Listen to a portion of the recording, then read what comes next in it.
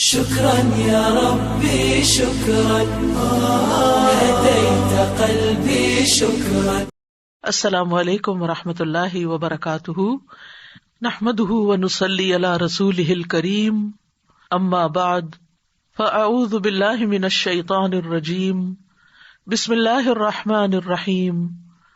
رب اشرح لی صدری ویسر لی امری واحلل عقدۃ من لسانی یفقہوا قولی. آج سے ہم اپنے پروگرام قرآن کے موتی کا آغاز کر رہے ہیں اللہ کے نام سے.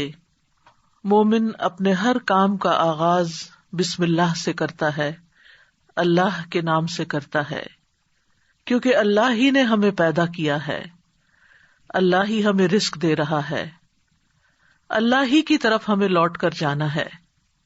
لہذا ہمیں اس زندگی میں ہر کام کرتے ہوئے اپنے رب کو یاد رکھنا چاہیے. قرآن مجید کا آغاز بھی اللہ سبحانہ تعالیٰ نے بسم اللہ سے کیا، اور ہمارے لیے یہی مشروع کیا کہ ہم اپنا ہر قول اور عمل بسم اللہ کے ساتھ شروع کریں. پہلی وحی کا آغاز بھی اللہ کے نام کے ساتھ ہوا. جبریل امین نے پہلی مرتبہ جب نبی صلی اللہ علیہ وسلم کو قرآن مجید کی پہلی آیت سکھائی تو فرمایا اقرأ بسم ربک الذی خلق، اپنے رب کے نام سے پڑھ جس نے پیدا کیا. تو گویا عبادت ہو یا ہمارے دنیا کے کام ہوں، ان سب میں ہمیں اپنے رب کو یاد رکھنا ہے، اور اس کے بے شمار فائدے بھی ہیں. اللہ سبحانہ وتعالی کا نام بابرکت ہے، لہذا جب ہم اللہ کے نام سے کوئی کام شروع کرتے ہیں تو ہمارے کاموں میں برکت پیدا ہو جاتی ہے. قرآن مجید میں آتا ہے تبارک اسم ربک ذو الجلال والاکرام، بہت بابرکت ہے تیرے رب کا نام جو بہت عظمت والا، اکرام والا ہے. جب ہم عبادت کرتے ہیں تو کہتے ہیں ایاک نعبد و ایاک نستعین، صرف تیری ہی ہم عبادت کرتے ہیں اور تجھی سے ہم مدد چاہتے ہیں، کیونکہ ہم کمزور ہیں، ہم اللہ کی عبادت کا حق ادا نہیں کر سکتے. اس لیے کوئی بھی کام جو عبادت کی نوعیت سے تعلق رکھتا ہو، یعنی خاص عبادات سے، ان کے آغاز میں بھی اللہ کا نام لینا چاہیے، کیونکہ اس سے اللہ کی مدد حاصل ہوتی ہے، اور پھر مزید نیک کاموں کی توفیق بھی ہوتی ہے. انسان برائی سے بچتا ہے، شیطان کے وار سے محفوظ رہتا ہے، کیونکہ اللہ تعالیٰ کی مدد، توفیق اور سپورٹ انسان کو حاصل ہو جاتی ہے، اور انسان کے اندر کوئی فخر اور غرور نہیں آتا. وہ یہی سمجھتا ہے کہ جو بھی نیک کام میں کر رہا ہوں وہ اللہ کی مدد سے، اللہ کی توفیق سے ہی کر رہا ہوں، اس میں میرا اپنا کوئی کمال نہیں. وما توفیقی الا باللہ، نہیں مجھے توفیق مگر اللہ کے نام کے ساتھ ہی. پھر اسی طرح جب انسان بسم اللہ سے کام کا آغاز کرتا ہے تو انسان کو اخلاص نصیب ہوتا ہے، کیونکہ جب اللہ کا نام لیا تو اللہ کے نام کے ساتھ اللہ ہی کے لیے کام کرنا چاہیے جو بھی کچھ ہم کریں. اور پھر اگر وہ کام صحیح ہے، عبادت کا ہے یا دنیاوی امور سے متعلق ہے، تو پھر ہماری نیت اور ہمارا قبلہ درست ہو جاتا ہے، انسان کو اخلاص نصیب ہو جاتا ہے. پھر اسی طرح یہ ہے کہ انسان جب اللہ کے نام کے ساتھ کوئی کام کرتا ہے تو اللہ کی نعمتوں کی یاد دہانی بھی ہوتی ہے. مثال کے طور پر اگر آپ پانی پی رہے ہیں تو جب آپ پانی پینے لگتے ہیں تو بسم اللہ کہتے ہیں، اور جب بسم اللہ کہتے ہیں تو آپ کو اللہ کی یاد آ جاتی ہے، اور پھر ساتھ ہی وہ نعمت جو آپ استعمال کر رہے ہیں اس کے بارے میں غور و فکر بھی نصیب ہوتا ہے کہ یہ اللہ نے پانی پلایا ہے، اور پھر انسان کا غور و فکر اسے کہیں سے کہیں لے جاتا ہے، اس کے اندر ایک وسعت پیدا ہوتی ہے. وہ سوچتا ہے کہ یہ پانی میرے گلاس میں کہاں سے پہنچا، کس نے اتارا. تو ظاہر ہے کہ پانی کا پیدا کرنے والا بھی اللہ ہے، اور تمام چیزوں کو اللہ سبحانہ وتعالیٰ نے پانی سے پیدا کیا. ہم تک جو پانی پہنچتا ہے کچھ تو زمینی ذرائع سے اور بیسیکلی بارش کے ذریعے آتا ہے. بارش کیسے آتی ہے؟ سمندروں کا پانی بخارات کی شکل میں اوپر اٹھتا ہے اور پھر بادلوں کی شکل میں جہاں اللہ چاہتا ہے برساتا ہے. جب بادل برستے ہیں یا برف پڑتی ہے تو پہاڑوں کی چوٹیوں پر اور مختلف جگہوں پر یا تو پانی جم جاتا ہے یا پھر ندی نالوں کی شکل میں، دریاؤں کی شکل میں بہنے لگتا ہے، اور کچھ پانی رس کر زمین کے اندر چلا جاتا ہے، چشموں کی شکل اختیار کر لیتا ہے، اور پھر مختلف ذرائع سے ہوتے ہوتے وہ ہم تک پہنچتا ہے جسے ہم پیتے ہیں، اور جب پیتے ہیں تو پھر اللہ کا شکر ادا کرتے ہیں اور آخر میں الحمدللہ کہتے ہیں. لیکن اگر اتنے اہتمام کے ساتھ جو پانی میرے گلاس میں پہنچا اس کو میں نے اللہ کو یاد کیے بغیر، نعمت دینے والے کا نام لیے بغیر ہی پی لیا، تو اس سے بڑھ کر ناشکری کیا ہو سکتی ہے. پھر اسی طرح اگر انسان کھانا کھاتا ہے اور اللہ کا نام لیتا ہے تو وہ ضرور سوچتا ہے کہ کیا جو کچھ میں کھا رہا ہوں یہ اللہ کی مرضی کے مطابق بھی ہے یا نہیں، حلال ہے یا حرام ہے، اور پھر کس طریقے سے میں اس کو کھا رہا ہوں اور کس طریقے سے یہ مجھ تک پہنچا ہے. ان ساری چیزوں پر بھی غور و فکر ہونے لگتا ہے. تو گویا بسم اللہ پڑھنا بار بار انسان کو اللہ کی یاد دلاتا ہے، اور اس طرح انسان اللہ کی اطاعت کی طرف مائل ہوتا ہے، اللہ کی دی ہوئی نعمتوں کو اللہ کی رضا میں استعمال کرتا ہے، اور اللہ کو یاد کرتے ہوئے اللہ کا قرب حاصل کر لیتا ہے. یعنی جب ہر کام کے شروع میں جب ہم اٹھتے بیٹھتے چلتے پھرتے ہم اللہ کا نام لیتے ہیں تو اس طرح ہمیں اللہ سبحانہ وتعالیٰ کا قرب نصیب ہوتا ہے، اور ہمارے دنیا کے کام بھی عبادت بن جاتے ہیں کیونکہ وہ اللہ کی مرضی کے مطابق اللہ کی رضا کے لیے ہوتے ہیں. اور اس طرح دنیا میں بھی کاموں کے اندر برکت پیدا ہوتی ہے، سہولت پیدا ہوتی ہے، اللہ کی مدد شامل حال ہوتی ہے، اور آخرت میں بھی یہ عمل فائدہ دیتا ہے، اور انسان کے اندر کوئی تکبر و غرور پیدا نہیں ہوتا. وہ سوچتا ہے کہ جو کچھ مجھے ملا ہے یہ اللہ کا فضل ہے. پھر ہم دیکھتے ہیں کہ انبیاء کا طریقہ بھی یہی رہا ہے. نوح علیہ السلام کے بارے میں آتا ہے کہ جب وہ کشتی پر سوار ہوئے تو انہوں نے دعا پڑھی، اس کا آغاز بھی بسم اللہ سے کیا، بسم اللہ مجریہا و مرساہا. اسی طرح سلیمان علیہ السلام نے ملکہ سبا کو جو خط لکھا اس کے آغاز میں بھی بسم اللہ لکھا. پھر اسی طرح ہم دیکھتے ہیں کہ نبی صلی اللہ علیہ وسلم متعدد مقامات پر بسم اللہ کی تعلیم دیتے ہیں، جس کے بارے میں آگے ہم متعدد احادیث میں دیکھیں گے کہ کس طرح آپ صلی اللہ علیہ وسلم کی زندگی کا ایک اہم حصہ تھا بسم اللہ پڑھنا، اور جس کام کا آغاز اچھا ہو جائے اس کا انجام بھی اچھا ہوتا ہے. قرآن مجید کا آغاز بھی بسم اللہ کے ساتھ ہو رہا ہے، اور بسم اللہ قرآن مجید کی ایک مستقل آیت ہے. یعنی یہ کہ سورۃ الفاتحہ یہ کسی اور سورت میں داخل نہیں ہے، ہر سورت کے شروع میں اسے الگ آیت کے طور پر لکھا گیا ہے. اور اس میں ہم دیکھتے ہیں کہ سورۃ التوبہ جو ہے اس سے پہلے بسم اللہ نہیں ہے، کیونکہ بسم اللہ سے امان حاصل ہوتی ہے، اور سورۃ التوبہ کے شروع میں مشرکین کو امان سے نکالا جا رہا ہے، بری ذمہ کیا جا رہا ہے. تو بہرحال آغاز ہوتا ہے قرآن مجید کا بسم اللہ الرحمن الرحیم کے ساتھ، یعنی میں اللہ کی مدد طلب کرتے ہوئے اپنی قرات کو اللہ کے نام سے شروع کرتا ہوں. اور پھر اس میں اللہ سبحانہ تعالیٰ کے نام اللہ کے علاوہ 2 صفات کا ذکر ہے. الرحمن، ایسی ذات جس کی رحمت تمام مخلوق پر چھائی ہوئی ہے، اور الرحیم، ایسی ذات جو مومنوں پر آخرت میں بھی رحم فرمائے گی.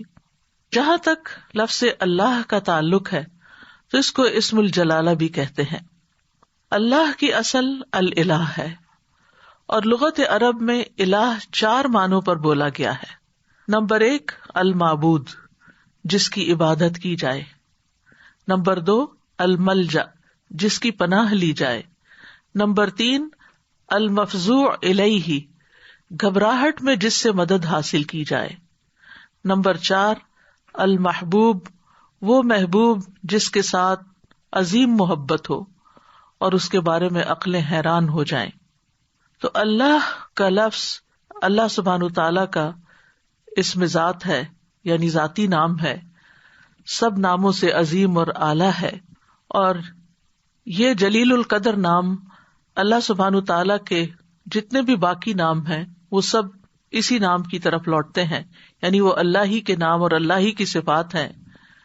اور اس کو امام غزالی کہتے ہیں کہ یہ اللہ تعالیٰ کے ناموں میں سے سب سے زیادہ عظیم نام ہے، کیونکہ یہ اس ذات الہی پر دلالت کرتا ہے جو تمام صفات الہیہ کو جمع کرنے والی ہے، یہاں تک کہ کوئی بھی صفت اس سے جدا اور علیحدہ نہیں ہو سکتی. یعنی اللہ تعالیٰ کے جتنے بھی باقی اچھے اچھے نام ہیں وہ سب اللہ ہی کے نام ہیں.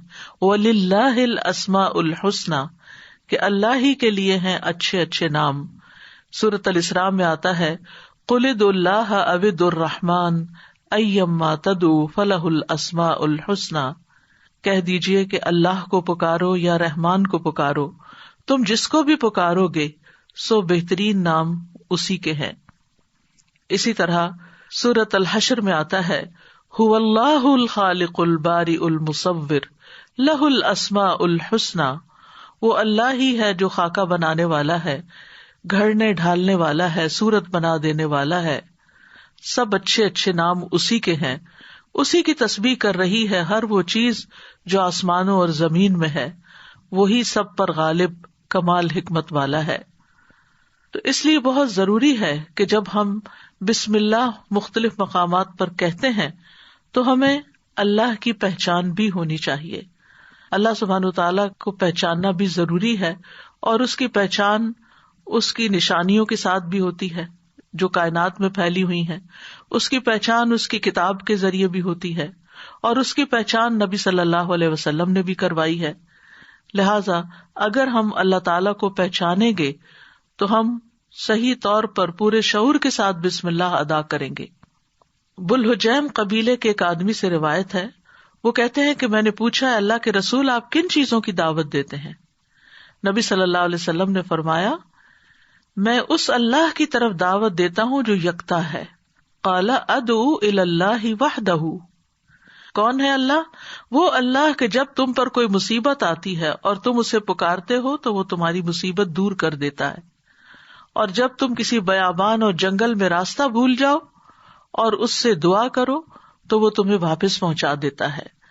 جب تم قحط سالی میں مبتلا ہوتے ہو اور اس سے دعا کرتے ہو تو وہ پیداوار ظاہر کر دیتا ہے، یعنی تمہارے سب کام وہی بناتا ہے. لیکن یہاں خاص طور پر اس آیت کے اندر یعنی بسم اللہ الرحمن الرحیم کے اندر اللہ سبحانہ تعالیٰ نے اپنا جو تعارف کرایا ہے، اپنی جو پہچان کرائی ہے، وہ اپنی صفت رحمت کے ساتھ کروائی ہے کہ کون ہے اللہ؟ وہ جو بے حد مہربان، بہت ہی زیادہ مہربان. الرحمن فعلان کے وزن پر مبالغے کا صیغہ ہے کہ جو بہت ہی زیادہ، یعنی انسان کی عقل اس کو کمپریہینڈ کر ہی نہیں سکتی کہ وہ کتنا مہربان ہے. اور پھر مزید اسی صفت سے، صفت رحمت ہی سے الرحیم کا لفظ آیا کہ جو بار بار رحم کرنے والا ہے. لہذا اللہ سبحانہ تعالی وہی ہے جو اپنی رحمتیں نچھاور کرتا ہے، اور رحمت کا مطلب ہے نرمی اور شفقت کرنے والا. گویا اللہ سبحانہ تعالیٰ کی صفات میں اللہ تعالیٰ کے اپنے بندوں کے ساتھ، اپنی مخلوق کے ساتھ معاملہ کرنے میں نرمی اور شفقت ہے. اور رحمان اور رحیم دونوں صفات اللہ ہی کی ہیں، دونوں نام اللہ ہی کے ہیں، لیکن دونوں میں تھوڑا فرق ہے. رحمان ایسی رحمت والا جس کی رحمت دنیا کی تمام مخلوقات کو اور آخرت میں مومنوں کو بھی شامل ہے، یعنی یہ رحمت عام ہے. اور اسی نام سے اللہ سبحانہ تعالیٰ نے اپنے آپ کی پہچان کروائی کہ الرحمن علی العرش استویٰ، وہ بے حد رحم فرمانے والا عرش پر بلند ہوا. اور رحیم سے مراد ایسی رحمت والا کہ جو قیامت کے دن صرف مومنوں کے لیے ہوگی. اور ہم جانتے ہیں کہ اللہ سبحانہ تعالیٰ کی رحمت کے 100 حصے ہیں، جس میں سے صرف ایک حصہ دنیا میں اتارا ہے، باقی اللہ سبحانہ تعالیٰ نے آخرت کے لیے، یعنی اس کی باقی رحمتیں 99 جو ہیں وہ آخرت کے لیے ہیں، جس کی بنا پر وہ بندوں کی بخشش فرمائے گا. یہاں دونوں ناموں کو اکٹھا کیوں کیا گیا ہے؟ اللہ سبحانہ تعالیٰ کے دونوں نام الرحمن اور رحیم کا مل کر آنا اللہ سبحانہ تعالیٰ کی رحمت کے مزید کمال کو بیان کرتا ہے. اور اس کے بارے میں ابن القیم رحمہ اللہ کہتے ہیں کہ جہاں تک الرحمن الرحیم دونوں ناموں کو جمع کرنے کا تعلق ہے تو اس کا معنی ان دونوں معنوں سے اچھا ہے جو معنی ان کے الگ الگ بیان کیے جاتے ہیں، یعنی وہ مزید جمع ہو جاتا ہے. اور وہ یہ ہے کہ الرحمن اللہ کی قائم صفت پر دلالت کرتا ہے اور لفظ الرحیم اللہ کی مخلوق پہ کی جانے والی رحمت سے تعلق رکھتا ہے. پس پہلا نام جو ہے اللہ کی ذاتی صفت رحمت پہ دلالت کرتا ہے اور دوسرا نام اللہ کے فعل پر دلالت کرتا ہے کہ اللہ اپنی رحمت کے ساتھ مخلوق پر رحم فرماتا ہے. اور ابن قیم یہ بھی کہتے ہیں کہ ان دونوں صفات کو جمع کرنے کا یہ فائدہ ہے کہ اللہ نے دنیا میں جلد اور آخرت میں بعد میں واقع ہونے والی رحمت کی خبر دی ہے اور اللہ کی خاص اور عام رحمت کے متعلق خبر دی گئی ہے، اور اللہ کی رحمت اس کے غضب پر غالب ہے. ابو ہریرہ کہتے ہیں کہ رسول اللہ صلی اللہ علیہ وسلم نے فرمایا، جب اللہ مخلوق کو پیدا کر چکا تو اس نے اپنی کتاب لوح محفوظ میں لکھا جو اس کے پاس عرش پر موجود ہے کہ میری رحمت میرے غضب پر غالب ہے، اور اس کی رحمت بہت وسیع ہے. قرآن مجید میں آتا ہے وَرَحْمَتِي وَسِعَتْ كُلَّ شَيْءٍ، میری رحمت نے ہر چیز کو گھیر رکھا ہے. کوئی اس کو مانتا ہے یا نہیں مانتا، اس کی عبادت کرتا ہے یا نہیں کرتا، جتنے بھی ہم دنیا میں لوگ چل پھر رہے ہیں، سخت نافرمانیاں کرتے ہیں، لیکن اس کے باوجود وہ ہمیں جینے کی مہلت دیتا ہے، رزق دیتا ہے، ہمارے کام سنوارتا ہے، ہمیں مشکلات سے بچاتا ہے.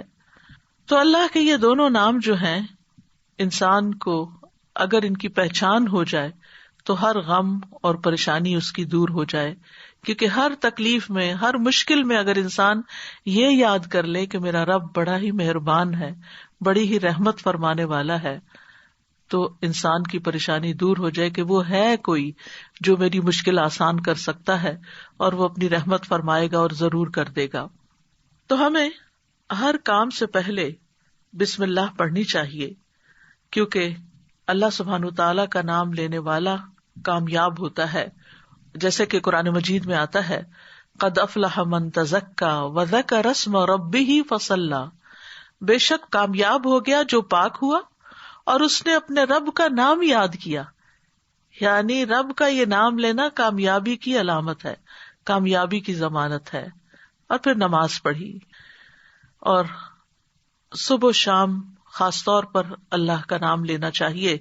سورۃ الانسان میں آتا ہے وَاذْكُرِ اسْمَ رَبِّكَ بُكْرَةً وَأَصِيلًا، اور اپنے رب کا نام صبح اور پچھلے پہر یاد کیا کرو.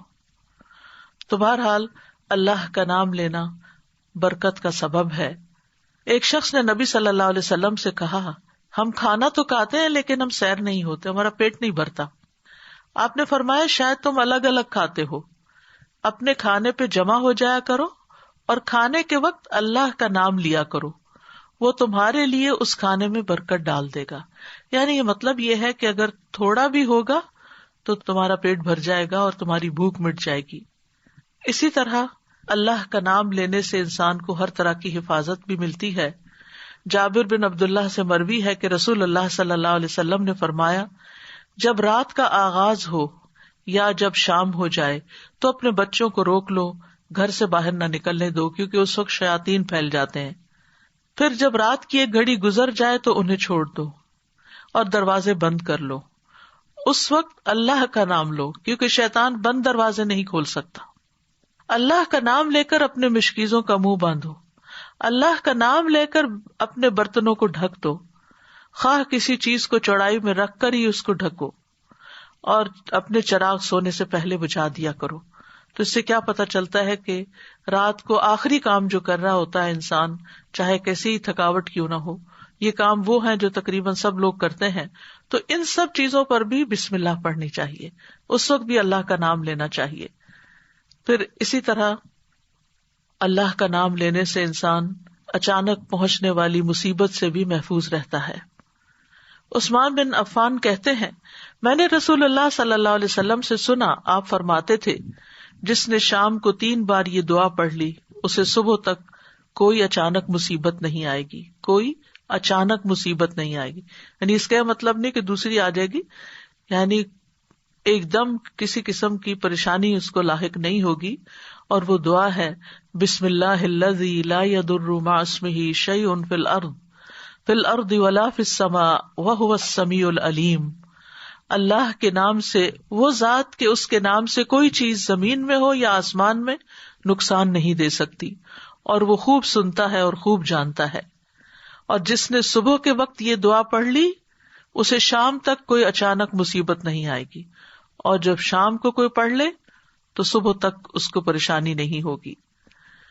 اسی طرح اگر انسان بسم اللہ نہیں پڑھتا تو یاد رکھیے کہ بسم اللہ نہ پڑھنے کا نقصان یہ ہے. ابن عباس کہتے ہیں کہ ابلیس نے اللہ تعالیٰ سے کہا کہ تو نے اپنی ساری مخلوق کا رزق واضح کر دیا ہے، میرا رزق کس میں ہے؟ تو اللہ تعالیٰ نے فرمایا ہر اس چیز میں جس پر میرا نام نہ لیا جائے. تو گویا جس چیز پر ہم اللہ کا نام نہیں لیتے وہ رزق پھر شیطان کے حصے میں چلا جاتا ہے، گویا ہم اپنے دشمن ہی کو فیڈ کرتے ہیں.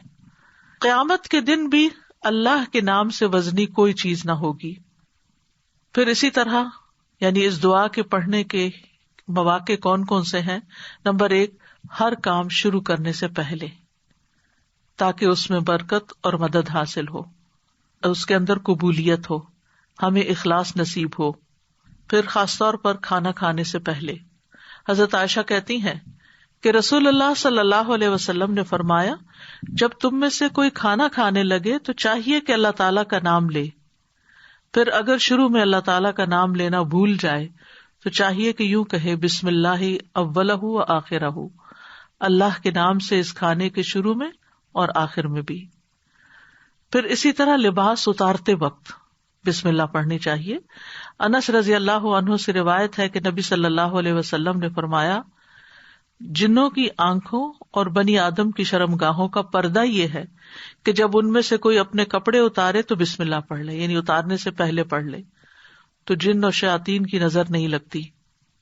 اسی طرح جب آپ بچوں کو کپڑے تبدیل کروا رہے ہوں تو اس وقت بھی بسم اللہ پڑھ لیں. اسی طرح بیت الخلاء جاتے وقت یعنی اندر پاؤں رکھنے سے پہلے بسم اللہ پڑھ کے دروازہ کھولیں. حضرت علی رضی اللہ عنہ روایت کرتے ہیں، کہتے ہیں کہ رسول اللہ صلی اللہ علیہ وسلم نے فرمایا جنوں کی آنکھوں اور بنی آدم کی شرمگاہوں کا پردہ یہ ہے کہ جب ان میں سے کوئی بیت الخلاء جائے تو بسم اللہ پڑھ لے، کیونکہ جب انسان ننگا ہوتا ہے تو حفاظت کے فرشتے اس سے دور چلے جاتے ہیں. تو اس وقت حفاظت پھر کس سے حاصل ہوگی؟ جب آپ واش روم میں جانے سے پہلے بسم اللہ پڑھ کے پھر داخل ہوں گے. اسی طرح وضو سے پہلے ابو ہریرہ کہتے ہیں کہ رسول اللہ صلی اللہ علیہ وسلم نے فرمایا لا صلاۃ لمن لا وضوء لہ ولا وضوء لمن لم یذکر اسم اللہ تعالی علیہ، کہ جس کا وضو نہیں اس کی نماز نہیں، اور جو شخص وضو کے شروع میں اللہ تعالی کا نام نہ لے اس کا وضو نہیں. اب یہاں پر بعض لوگوں کو یہ پریشانی ہوتی ہے کہ ہم واش روم میں کھڑے ہوتے ہیں، وہیں سنک ہے، وہیں کموڈ ہے، تو پھر ہم بسم اللہ کس طرح پڑھیں؟ اس کے ایک تو یہ ہے کہ جب آپ وضو کی نیت سے جا رہے ہیں تو اندر داخل ہونے سے پہلے ہی پڑھ لیں اور جا کے ٹیپ کھول لیں اور اپنا وضو شروع کر دیں. دوسرا یہ ہے کہ آپ دل میں پڑھ لیں. لیکن اگر کوئی بھول گیا ہے تو جس وقت یاد آئے یعنی وضو کے دوران اس وقت بھی پڑھ سکتا ہے. پھر اسی طرح پڑھنا ہی بھول گیا تو اس کا کیا مطلب وضو ہوا ہی نہیں سرے سے، یا پھر یہ کہ اس کی اگر وضو نہیں ہوا تو کیا نماز ہی نہیں ہوئی؟ نہیں، اس کا مطلب یہ ہے کہ اس کا وضو کامل نہیں ہوا. یہاں علماء نے اس کا مطلب یہ کیا ہے کہ اس کے وضو میں نقص رہ گیا. وضو ہو جائے گا، نماز ہو جائے گی، لیکن وہ جو برکت حاصل ہونی تھی یا زیادہ ثواب ملنا تھا اس سے انسان محروم ہو جاتا ہے. پھر اسی طرح یہ ہے کہ قرآن مجید کی قرأت سے پہلے بسم اللہ پڑھنی چاہیے. قتادہ سے روایت ہے، وہ کہتے ہیں کہ انس رضی اللہ عنہ سے سوال کیا گیا کہ نبی صلی اللہ علیہ وسلم کی قرأت کیسی تھی، تو انہوں نے بیان کیا کہ آپ صلی اللہ علیہ وسلم کھینچ کر پڑھتے تھے. پھر آپ نے بسم اللہ الرحمن الرحیم کو پڑھا، یعنی بسم اللہ الرحمن الرحیم، یعنی مد کے ساتھ پڑھتے تھے الرحمن کو، الرحیم کو بھی کھینچ کر تلاوت کرتے تھے. پھر اسی طرح کھانا کھانے سے پہلے بھی عمر بن ابی سلمہ رضی اللہ عنہ کہتے ہیں میں بچہ تھا اور رسول اللہ صلی اللہ علیہ وسلم کی پرورش میں تھا. عمر بن ابی سلمہ جو ہے یہ ابو سلمہ رضی اللہ عنہ کے بیٹے ہیں، ام سلمہ کے بھی بیٹے ہیں. ام سلمہ کی جب شادی ہوئی تو یہ نبی صلی اللہ علیہ وسلم کے گھر میں بچے آ گئے، یعنی آپ کے ربیب تھے اور آپ کی پرورش میں تھے. تو وہ کہتے ہیں کہ کھانا کھاتے وقت میرا ہاتھ برتن میں چاروں طرف گھوما کرتا جیسے بچے عام طور پر کرتے ہیں. تو رسول اللہ صلی اللہ علیہ وسلم نے مجھ سے فرمایا، اے لڑکے بسم اللہ پڑھ لیا کرو اور دائیں ہاتھ سے کھایا کرو، اور برتن میں وہاں سے کھایا کرو جو جگہ تم سے نزدیک ہو، یعنی اپنے سامنے سے کھاؤ. وہ کہتے ہیں کہ چنانچہ اس کے بعد میں ہمیشہ اسی ہدایت کے مطابق کھاتا رہا. تو یہ ٹیبل مینرز ہیں، کھانا کھانے کے آداب ہیں، اور اس میں نہ صرف یہ کہ بڑوں کو اس کا اہتمام کرنا چاہیے بلکہ بچوں کو بھی سکھانا چاہیے. پھر اسی طرح گھر میں داخل ہوتے وقت بسم اللہ پڑھ کر داخل ہوں. جابر رضی اللہ عنہ سے روایت ہے، وہ کہتے ہیں کہ میں نے رسول اللہ صلی اللہ علیہ وسلم کو فرماتے ہوئے سنا، جب آدمی اپنے گھر میں داخل ہوتا ہے تو وہ داخل ہوتے وقت اور کھانا کھاتے وقت اللہ کا نام لیتا ہے تو شیطان کہتا ہے کہ آج تمہارے لیے اس گھر میں نہ رات گزارنے کی جگہ ہے اور نہ ہی رات کا کھانا ہے. اور اگر وہ داخل ہوا لیکن اپنے داخل ہوتے ہوئے اللہ کا نام نہ لیا تو کہتا ہے تم نے رات گزارنے کی جگہ پا لی. اور اگر اپنے کھانا کھانے کے وقت اللہ کا نام بھی نہ لے انسان تو شیطان کہتا ہے تم نے رات گزارنے کی جگہ اور رات کا کھانا پا لیا. یعنی ہماری چیزوں میں پھر اس کی شراکت ہو جاتی ہے.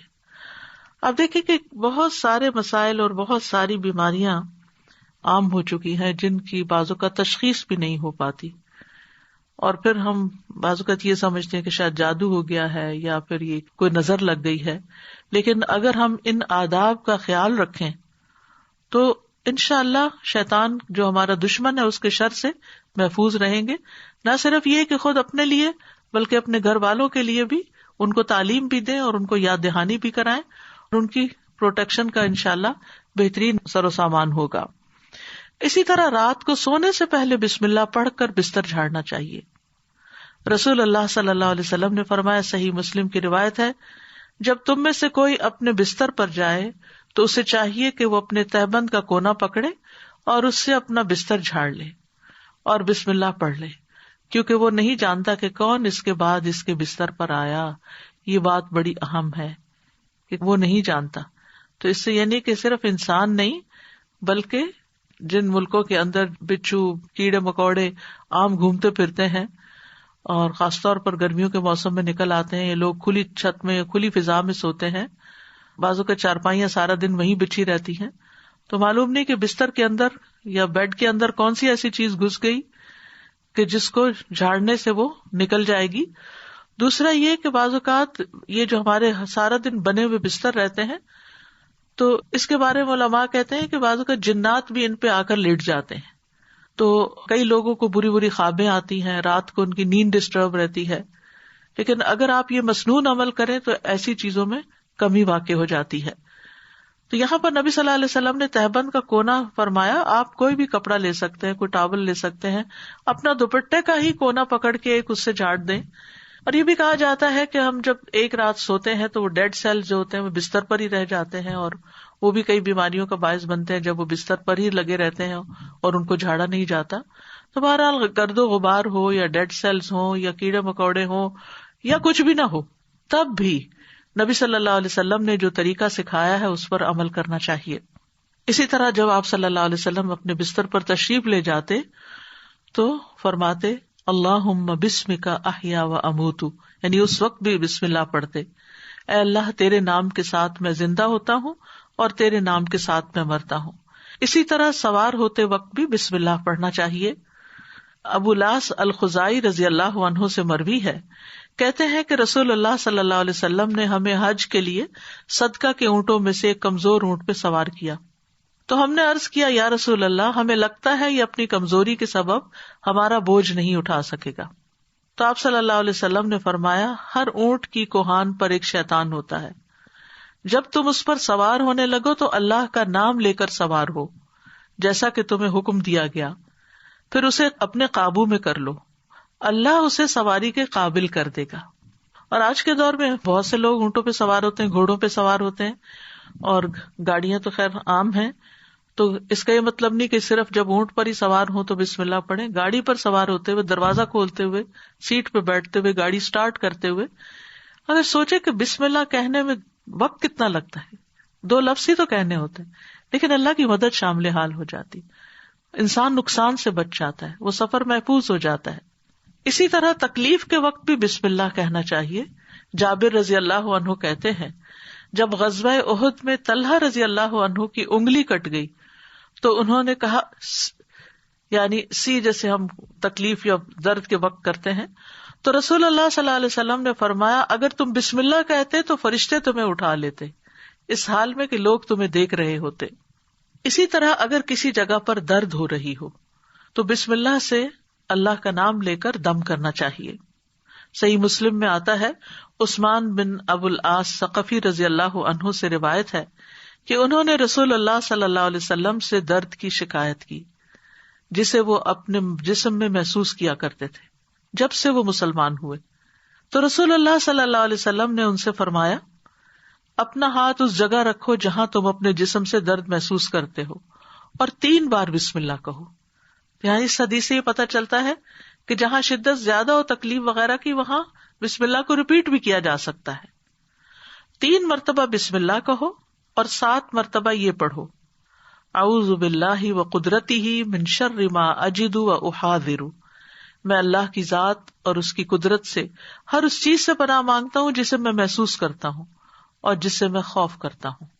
تو آپ خود بھی اور بچوں کو بھی یہ دعا سکھا دیں. کہیں چوٹ لگ جائے، کہیں درد ہو رہا ہو، اور بعض اوقات ایسے لا علاج مرض ہوتے ہیں کہ تکلیف ہوتی ہے لیکن ڈائگنوز نہیں ہوتی، تو اللہ کے نام سے انسان مدد حاصل کرتا رہے اللہ کی، تو ایسی تکلیفیں دور ہو جاتی ہیں.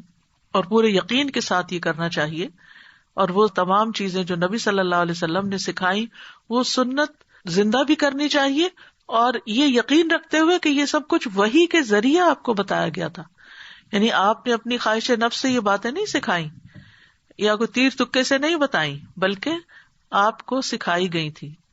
اسی طرح ہم دیکھتے ہیں کہ جب آپ بیمار ہوئے تو جبریل علیہ السلام آپ کی خدمت میں تشریف لائے اور فرمایا اے محمد آپ بیمار ہو گئے ہیں؟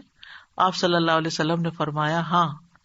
جبریل علیہ السلام نے فرمایا بسم اللہ ارقیک من کل شیء یؤذیک من شر کل نفس او عین او حاسد اللہ یشفیک بسم اللہ ارقیک. اور یوں بھی روایت میں آتا ہے او عین حاسد اللہ یشفیک بسم اللہ ارقیک. میں آپ کو اللہ کے نام سے دم کرتا ہوں.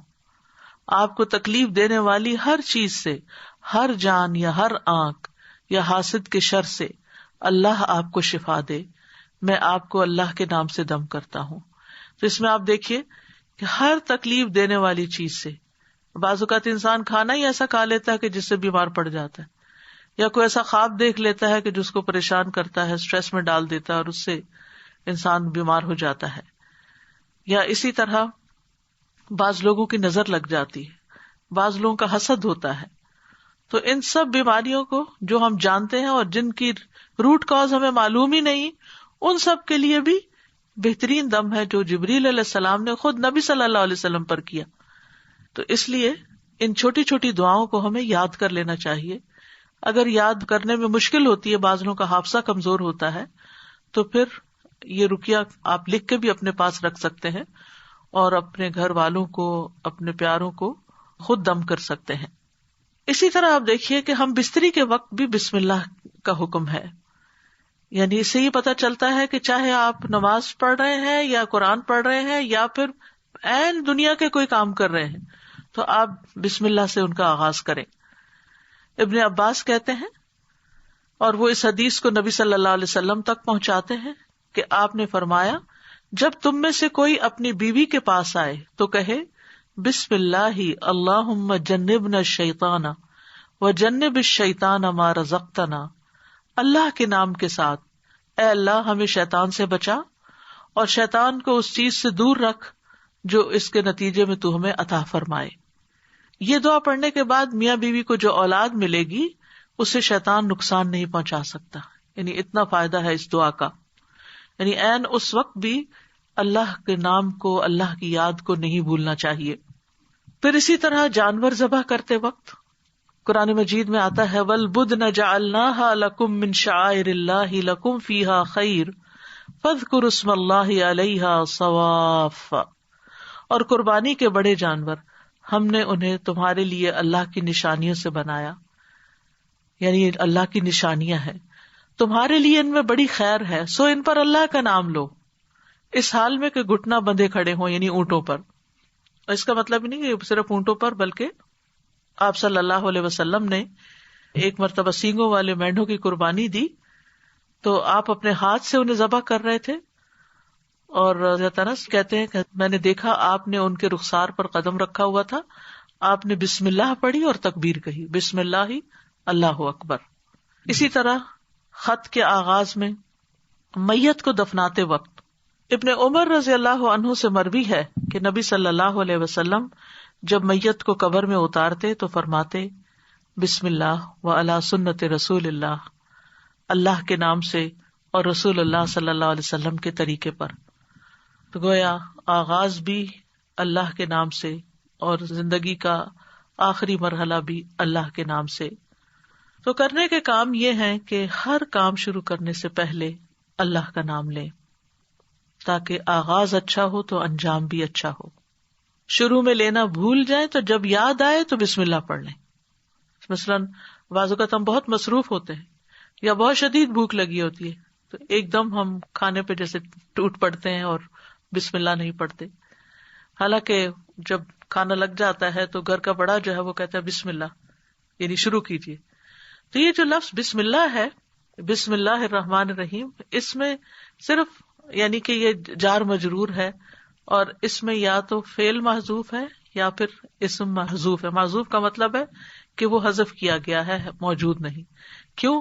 اس لیے کہ وہ انڈرسٹوڈ ہے کہ جب ہم کوئی کام کریں گے تو ہماری نیت میں وہ چیز ہوگی کہ اللہ کے نام سے میں پانی پیتا ہوں، اللہ کے نام سے میں کھانا کھاتا ہوں، اللہ کے نام سے میں سونے لگا ہوں، اللہ کے نام سے میں گھر سے نکلنے لگا ہوں۔ تو ہمیں اپنی ساری زندگی کا جائزہ لینا ہے کہ ہم کہاں کہاں بسم اللہ پڑھتے ہیں۔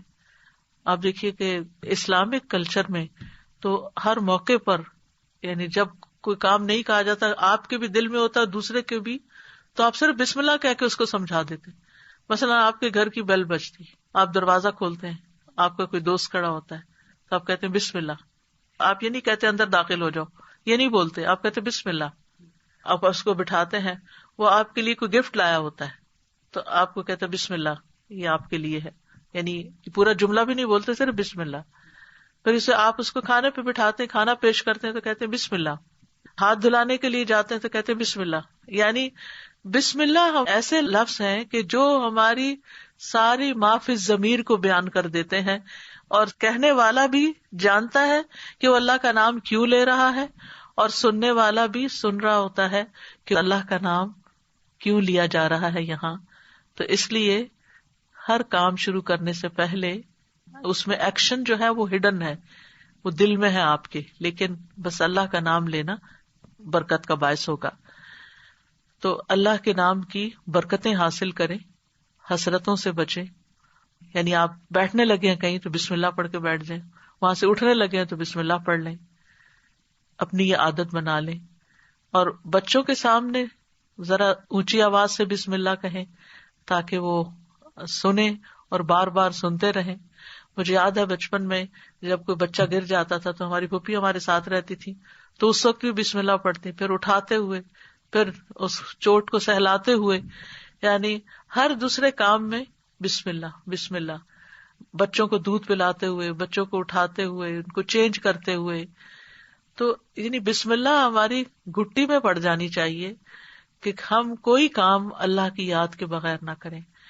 جس سے انسان کو محبت ہوتی ہے وہ اس کے دل میں رہتا ہے اور اس کو ہمیشہ وہ یاد کرتا رہتا ہے۔ تو جو لوگ اللہ سے محبت کرتے ہیں، اور اللہ کا لفظ کا تو معنی ہی کیا ہے، ایک معنی یعنی مألوہ، یعنی جس سے شدید محبت کی جاتی ہے، جیسے اردو میں لفظ والہانہ کہتے ہیں آپ، والہانہ جس سے محبت کی جاتی ہے۔ تو اگر ہم اس کو اپنا اللہ سمجھتے ہیں، محبوب سمجھتے ہیں، اور اس سے والہانہ محبت کرتے ہیں اور اس کی طرف پناہ لینا چاہتے ہیں، اپنے دشمن سے بچنا چاہتے ہیں، تو پھر اس کے لیے آپ اپنی عادت بنا لیں، اور جتنے مقامات کا میں نے ذکر کیا ہے ان پر تو خاص طور پر بسم اللہ کہنا نہ بھولیں. انشاءاللہ آپ دیکھیں گے کہ اس کی برکت سے، کہتے ہیں نا بسم اللہ کی برکت، تو بسم اللہ کی برکت سے آپ کی زندگی کے بہت سے کام آسان ہوں گے، بہت سی پریشانیوں سے نجات ملے گی. تو آئیے ایک دفعہ ہم خوبصورت آواز میں بسم اللہ سن لیتے ہیں. بسم اللہ الرحمن الرحیم. بسم اللہ الرحمن الرحیم. بسم اللہ الرحمن الرحیم. اس کے ساتھ ہی میں آپ سے اجازت لیتی ہوں. کل انشاءاللہ اسی وقت دوسرے پارے سے ایک آیت کا انتخاب کر کے آپ کے ساتھ بات چیت ہوگی.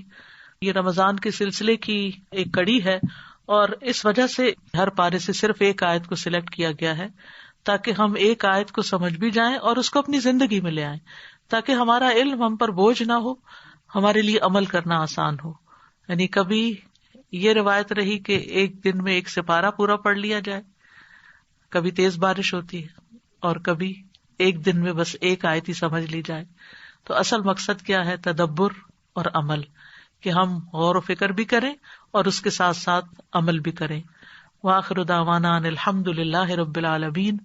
سبحانک اللہم وبحمدک، اشہد ان لا الہ الا انت، استغفرک واتوب الیک.